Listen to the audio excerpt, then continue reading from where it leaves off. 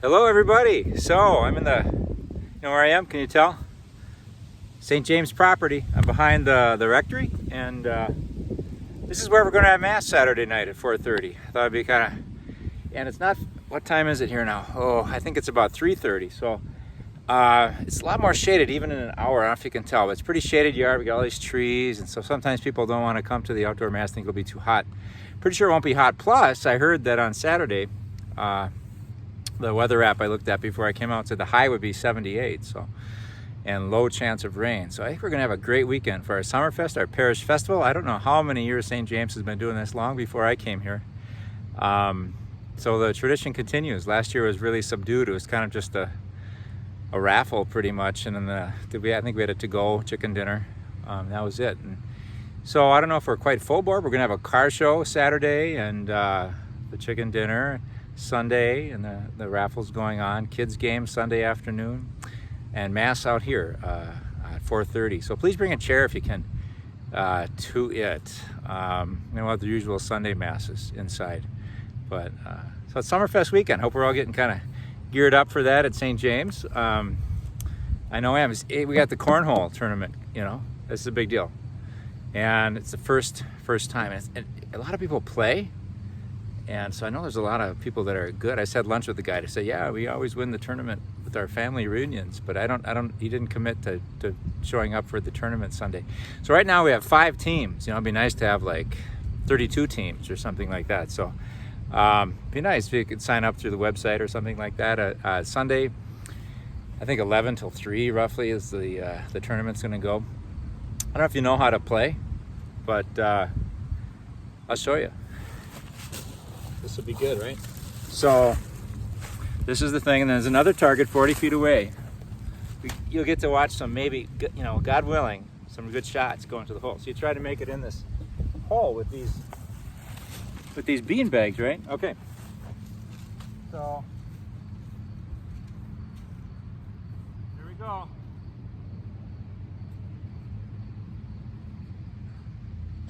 Oh, you missed. Oh, he missed. A little short. Straight though. Oh, that's not gonna go. Oh. Okay, right at the hole. Oh, that's not gonna go in either. Oh boy. Okay. That's got a chance. Oh, it's right on the edge of the hole. Ah. 2 more. Oh, it's straight, but just beyond. Okay. Last one. Oh, that was right there. I don't know how it went in. I think it hit the hole, hit the bag that was over the hole, and then didn't go in. But anyway, a lot of fun, right? And if that display, that should give you confidence that you could enter and certainly beat the pastor. And Laura's coming from Minneapolis to play on my team, and all high school classmates, so that'll be fun. Anyway, so Summerfest, I hope you can come and enjoy it. It won't be as hot on the Summerfest weekend as it is right now. It's the upper 80s, I think, this Wednesday afternoon. We could use some volunteers yet to help with setup. We have people that came and took care of all the silent auction. We've got enough volunteers for that, thankfully. They came in today and signed up through the website. We could use some people to sort through kids' prizes for the kids' game. It's going to be a little gathering on Friday night at 6:30 p.m. You could either call Christine to let you know that you could come to that, or through the website. There's something called Sign Up Genius. I haven't done it, so I'm just relaying what I've been told. You can kind of hit that and sign up that you can help volunteer to sort kids' toys. So, and I'm pretty sure if you're hanging around Sunday, they can always use help, you know, with takedown and the chicken dinner, you know, kind of cleaning up after that, things like that. Yeah, put a good hour of service in and call it a day. That'd be great. You know, what's the slogan of Summerfest? Work a little, play a lot, or something like that. So I hear someone's playing disc golf in the background. That's always nice. A welcome sound to hear the chains of the disc golf targets clanging. Hey, look what I got from the garden. Those are so good. So I got about like 5 ripe cherry tomatoes right now. Hopefully many more to come, we'll see. None of the larger tomatoes are all really green, so I don't know what's gonna happen with those.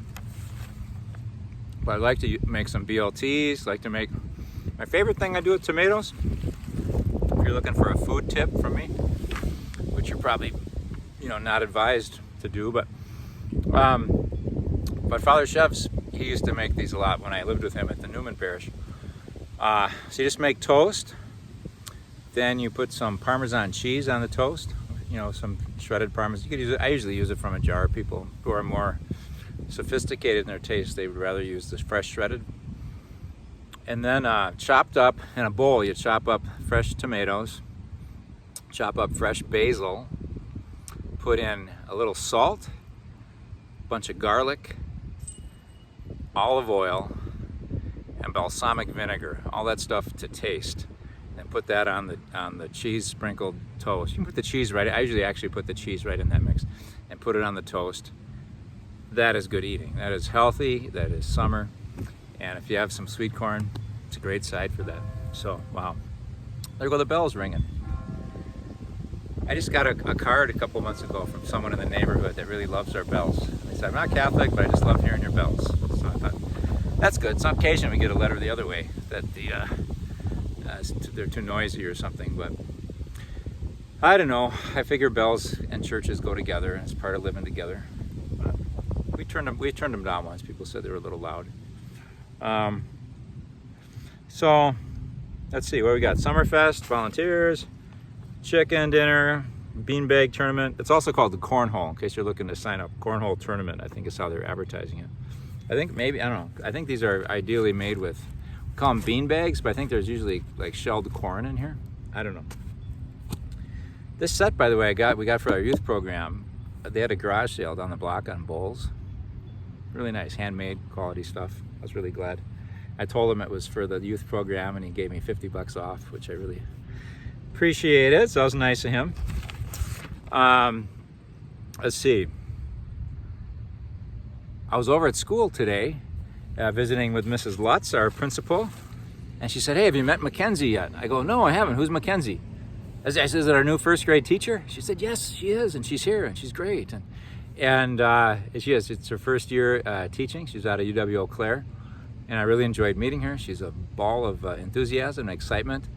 And one of the things she said while we were talking was, "Hey, I'm just so excited to have a classroom, and I love Eau Claire, and I wanted to be a teacher ever since, well, forever." She goes, "I want to be a teacher ever since forever."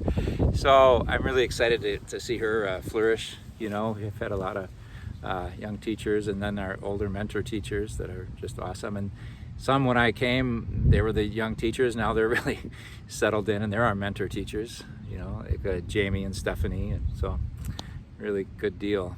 So anyway, I was excited for her. She's our new, if you saw our Facebook post yesterday, we have Angie Smith, and Cindy Saracen has been helping her get the preschool in order. Cindy's stepping down from preschool after a long, distinguished career here at St. James, and really put all herself into it. And now Angie Smith is going to be taking over there. So, and she's excited about it as well. And then Amanda Brommer's been in our school as an aide, but she will now be our lead teacher for third grade. So those are our new personnel. I got to tell you, I agree with Jackie. We got a real strong staff right now. So we hope our school thrives this year with God's help. I don't know if you know, but we're all part of Regis Catholic School. So sometimes I call it our school, but it's really the Regis Catholic Schools. And there's elementary sites at 3 of the Eau Claire parishes: St. James, Immaculate Conception, and Altoona St. Mary's. That's how it works here. And then they funnel into Regis Catholic Middle School and Regis High School. So, hey, I heard Austin Crow, one of our parishioners, he's going to coach flag football for 7th and 8th grade in the city league, and they break it up by schools. And he just by chance, he's happy because they belong here, but there's anyway. His son goes. He gets to coach all these students from St. Mary's, IC, and St. James. They're all going to be on one team, the flag football team. And he said, "Hey, can we use your field, or this big chunk of land we got behind me for our practice? It'd be ideal." So I think that's going to happen. We just have to have the park department give us a certificate of insurance and things like that the diocese requires. But that was kind of exciting that we can offer that. What else is going on here? School. So So today I'm just back, really just a little bit ago. I was at a funeral luncheon because we had a funeral today for a really super individual in our parish who died last week, Francis Bame. Francis just lived over there about 2 blocks, and Uniroyal man, union man. He was a steward for the union of workers there, and he was treasurer for the union. Missed World War II because he was too young, but he served in the Navy. He served on the USS Midway. He was a barber. I don't know, a good guy. He was one of the first guys I met when I came to St. James, because he always sat in the front row when I was talking to people before Mass. He said, "My name's Francis." I'm like, "Oh, like the Pope," you know? So I always kind of could remember him for that. At the end, kind of inadvertently, I didn't even make the connection between his name and the name, of course, the famous Saint Francis of Assisi. But it just kind of entered my head at the end of the funeral, because he lived such a fruitful life. Good parishioner. He was an usher here for 60 years. Good family guy, good worker, just kind of an all around. I said he kind of gets A+ in all the main categories of life, and, with God's help, so good for him. And, but sometimes when someone that we admire so much goes before us, it's like, gosh, how can we ever continue on with all the good, And when St. Francis died, his last words, or near his last words, I think his last words were, as his disciples or his followers, he was kind of the leader of this movement, all of course following Jesus. He said, I'm dying now. I have done what was mine to do. Now it is for you to do what is yours to do. I remember the first time I heard that kind of blew me away. We can kind of idolize these saints, put them up on a pedestal, and we can never measure up to them. We're just schmucks in the swamp, just trying to breathe and get by in life. We're hardly spiritual heroes, and yet we all have something that is ours to do. That God calls us to do. St. Francis did what was his to do. We're not supposed to be St. Francis. We're supposed to be Tom and Marcia and Meg and whoever you are. And it's for you to do what's yours to do. Anyway, I thought it was a nice coincidence. That was St. Francis, and then it was Francis that we commended to God's care and resurrecting power today. I was thinking, so last week was real fun. I did the chat from the Badlands. I got a lot of clicks, so people must have enjoyed watching the mountain behind me from the Badlands. What a beautiful trip. I think my friend and I really enjoyed the Badlands more than anything. But basically, a lot of kind people have asked, how was your break? And I said, well, I really loved the Badlands. We had this full day where we did Mount Rushmore, Crazy Horse, the Badlands. And maybe I said that last week. And then after the chat, the next morning, things got tough. But it was planned that way. And it was just, we went and we camped inside the Bighorn National Forest in the mountains. And I think I needed a new brake job on my car. It was really something. You could always smell the brakes after I parked up and down those hills to get where we're going. And each of 3, so we were there 4 nights. So we had 3 full days in the mountains, and we did some pretty strenuous hikes. Nothing too technical like climbing rocks or anything, but you get up.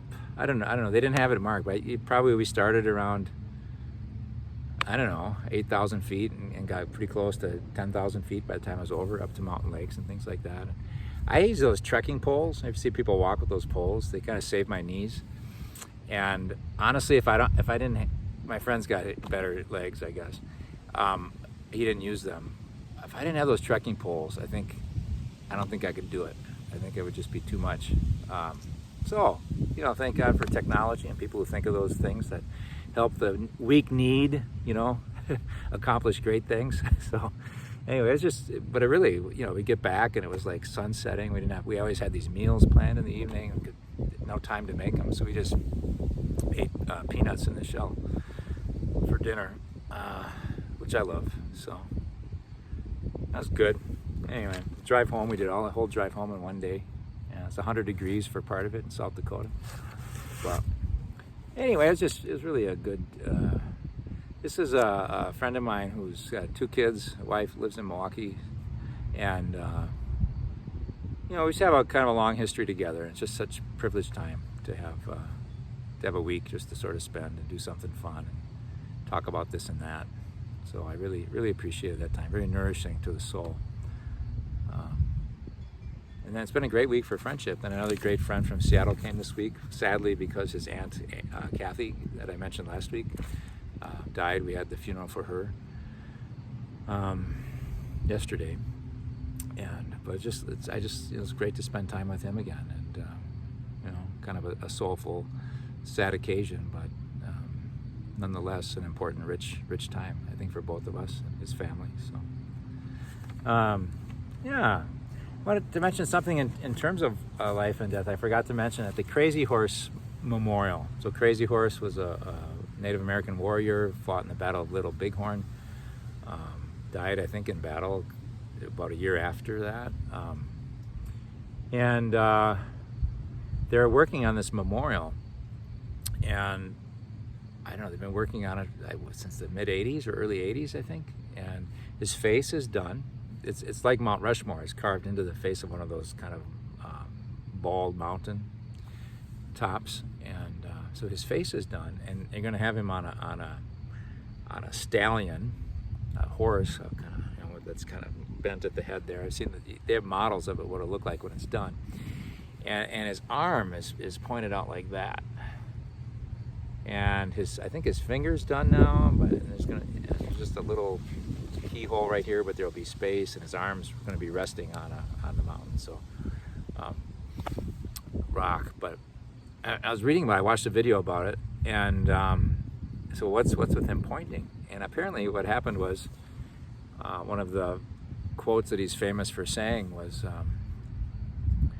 so someone was taunting him after he was taken prisoner, and after the Indians were defeated and lost a lot of their land, or all of their land really, except what was given to them, or allotted to them in the reservation system. But anyway, they said, so they were kind of taunting him, and they said, well, where's your land now? Where's your land now? And he pointed. He said, wherever it is that our dead ancestors lie, there is our land.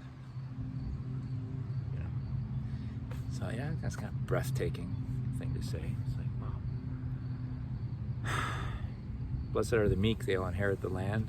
You know, it's an interesting thing about land. I remember in college, we read a book. I think it was called The Bear. It was a short story, or a long short story by William Faulkner. I don't remember a thing about it, except I think the point of the book was it raises the question of who really owns land. You know, it's like we do it for expediency. We do it to kind of have a society together, private land ownership, and you know, it's a good thing. It seems to work. But can you really own land? I mean, whose ultimately is the land? You know, it's God's creation. It's God's land. And certainly that's Catholic theology. We talk about being stewards, good stewardship. Usually when Catholics hear the word stewardship, they think, oh no, he's going to talk about money again. We have to give more money. But you know, what steward means is you're given something that you don't own, but you're supposed to take good care of it. And so, like in church and parishes, stewardship is, you know, this is our parish, it's our church. We need to take care of it. Part of it is sustaining it financially. Part of it is making it a thriving parish by volunteering our time and giving our effort to it, like volunteering for Summerfest. And you know, in other ways, teaching religious ed, all those things are stewardship. Is to kind of keep what we're given thriving. You know. So, I mean, ultimately we're all kind of stewards of the land, of Earth. And so, yeah, one of the harsh realities, you know, my friend Steve from Seattle woke up one day and said, it's been a hard day, and not even because I'm grieving the death of my aunt. It's just all the news that was happening. And one of them was the big report, the UN report about the state of climate and how the Earth's temperatures are accelerating so great, and just really calling on societies to take action to stem activities that heat up the earth, you know. And I thought, gosh, It just seems like a lot of stuff is getting a lot more real, very fast, and it's a religious issue, you know. Pope Francis wrote that big encyclical Laudato Si about the earth, and we're stewards of the earth. This is God's creation, and we are privileged to live and breathe and drink the water on it, and we need to take care of it for future generations. You know, there's a form of Christianity that never has made sense to me. It's not like they promote the degradation of the earth, but they don't mind it at all, because they kind of see it as the coming of the end times when Christ will come. It's like it somehow will be a catalyst for Christ to come. There's this type of Christianity that doesn't seem to mind war and pollution and all those kind of things, because it'll be a catalyst for Christ coming and judging the earth, and the righteous will go to heaven and the rest will go the other way. And it's really not a Catholic approach to spirituality and creation at all. You know, it's like creation's good, and we are the stewards, and we are here to take care of it, not destroy it. God will come in good time. In the meantime, we need to take care of what He's given us. You know. So I also read it. You know, I'll just kind of mention a little bit too. So it seems like masks will be coming back. I don't think we're going to require it, but like at the funeral today, I was really appreciative of the Boehm family. They were kind of pushing us to be more cautious, take more precautions which is the opposite. I don't think we've had a funeral in the whole last year and a half where it seems like we're always the enforcers and kind of the bad guys. Would you please wear a mask? And this time it was you know, they're saying, I hope you know, we can all wear masks, because you know we have this brother who's, you know, vulnerable, and so yeah, we're happy to do that. So anyway, so I think we'll be seeing more masks. We saw more masks even 2 weeks ago, I think, in Mass. And last week, of course, I was gone with the missionaries. So I think, unless I see something different, I think basically I'll be wearing a mask when I visit with people before Mass and after, but when I'm at the altar or preaching or in the sanctuary away from people, then I'll take my mask off. And of course, our outdoor Mass, we should be safe, you know, have appropriate distance on the lawn and things. But anyway, there was this. Remind me to mention the thing about Molly and the Francis who died.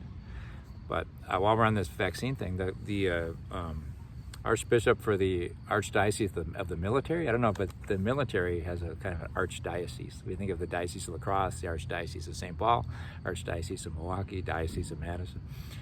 The military is an archdiocese. And that Archbishop, he was promoting the idea of having all the military vaccinated.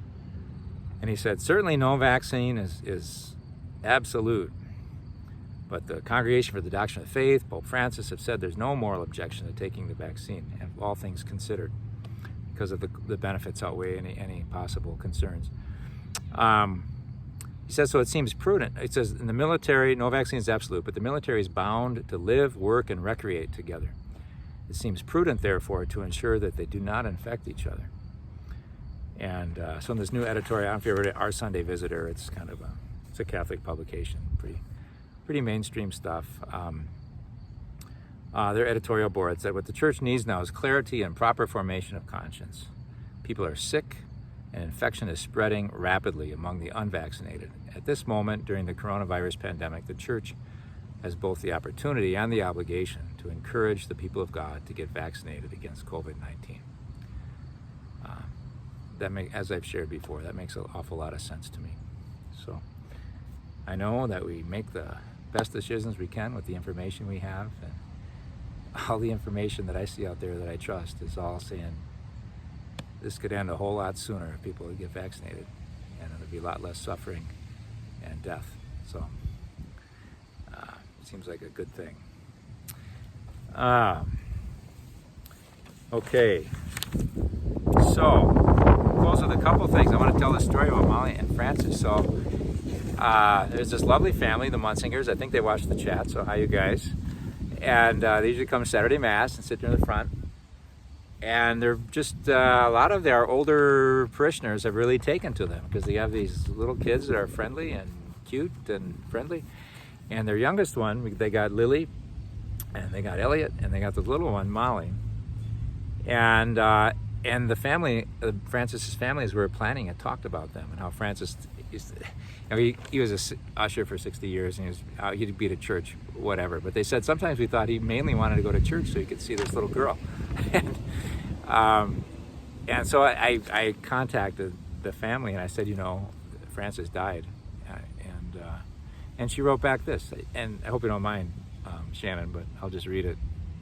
I read it at the funeral today, and I could tell it really touched the family's heart. So thank you for writing this. So anyway, she didn't mean to write this as something that would be spoken or anything, but I'm just going to share it. She said, "Hi, yeah, I just happened to see the obituary last night. We are so saddened to see his passing.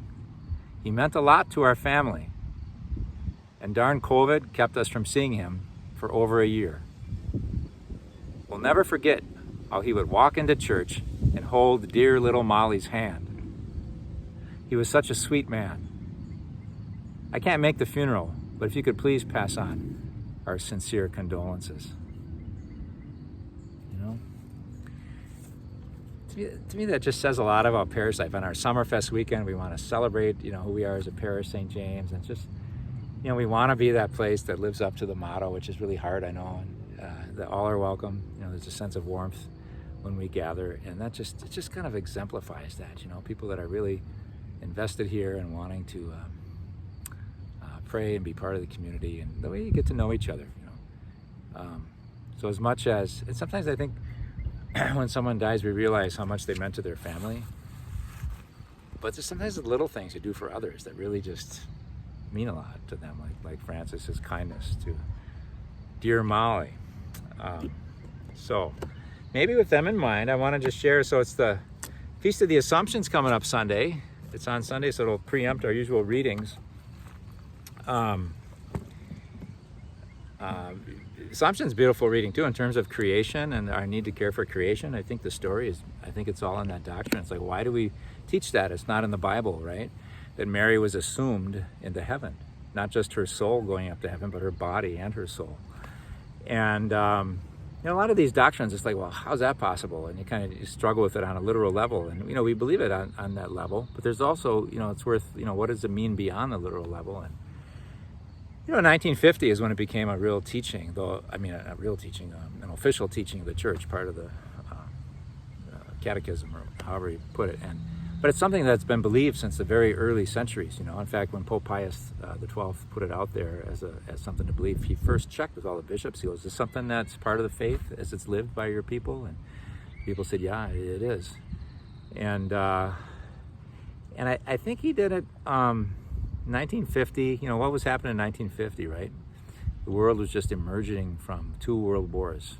World War I, ended around 1918, and then World War II ended in 1945. So this comes out in 1950 after a century of just a lot of blood and death and a lot of really Holocaust, the Shoah, all the Jewish people that were killed, and others by the Nazis. We needed hope. We needed some sense of hope that we can go forward. And Pope Pius said this is a doctrine of hope, that God does not give up on creation. That Mary's body, not just her soul, not just her spirit. It's not about escaping the world. It's not what Christian spirituality is. It's about transforming the world. It's about caring for this beautiful creation and living really as children of God in the world, as one family. And it's so hard to do that as affected as we are by sin and pettiness and greediness and all those things. And yet here we are as church trying to be a sign of something better, something different. So that's the Feast of the Assumption, but it's preempting. I like these feasts, but they preempt. We have a nice roll with we've been hearing on Sundays from the Gospel of John about the bread of life. I'm the bread of life. If you want to have life, you got to feed on me, and no one can come to me unless the Father, there's that song, that's what I'm going to just sing a little bit of, but, there's, I think what we're missing in the gospel this Sunday that we'd usually hear, except for the feast day, is that people say this is too much. He says, unless we eat his body and drink his blood will have no life. And they're hearing it just on a little literal level. It sounds kind of gross to them, I think. But he's saying a little bit what Pope Francis was saying. On Sunday, I read that his Angelus speech from the balcony at St. Peter's. He said, Jesus is our bread of life. He has to be the main entree at our meal, not a side dish. Our main entree, not a side dish, our bread of life. Not just like a dinner roll on the side. So to really eat his flesh and drink his blood means to eat. We don't want to do anything apart from him. We don't want to do anything that would take us out of communion with him. The more we can feel his spirit and his urging and know that we're in communion with him, with how we live, how we love, how we show mercy, how we try to be fair, reach out to people. That's what brings us life and joy. So, anyways, we're missing a little bit of that. And then we'll hear the last installment on the 22nd of August, that weekend. So. But with Francis in mind and Kathy, we had a funeral today, we had a funeral yesterday for those two good people that made our church better for their presence and did what it was theirs to do and left us what is ours to do. Just thought I'd sing this since we've been reading out of this gospel the last several Sundays. It's kind of a nice, hopeful song. See if this guitar held its tune in the heat. Not great. Let me just try to quick tune it. I have a Bob and Jan gave me this beautiful little, it's always the G string that gets out of tune. I don't know why. Yeah. Okay. This will be better. All right. So, have a little prayer and then I'll just, look how close this was to going in the hole. 3 points. Okay, loving God, we thank you for life. We thank you for church. We ask for blessings on our Summerfest weekend coming up here at St. James.